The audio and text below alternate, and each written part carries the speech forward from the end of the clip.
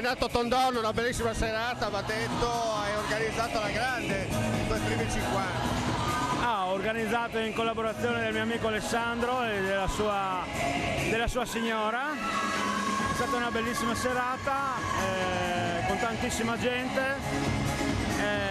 Mi auguro che adesso a ottobre rifaremo un'altra serata in un altro posto e che diventi magari un evento. Ecco, soprattutto riuscire a portare vicino a tanta gente di questi tempi. Insomma, sono presenti passa 300 persone, non è facile, calcolando che siamo in mese che è caldo, mese di luglio, la gente va al mare e non è facile, insomma, e siamo veramente contenti di aver fatto questa festa per il mio compleanno, ma anche per stare insieme in compagnia e per divertirci. Senti, che cosa vuol dire 50 anni? 50 anni è una meta importante, penso per chiunque,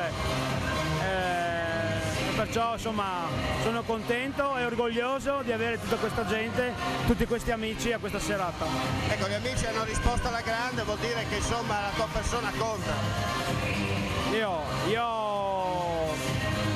Io ho solo un modo, io sono sempre me stesso e perciò tutti questi amici che sono venuti stasera vuol dire che mi vogliono bene e mi rispettano per la persona che sono. Complimenti per la location ma soprattutto anche per la coreografia. Grazie a te e grazie a voi di essere venuti a questa nostra serata.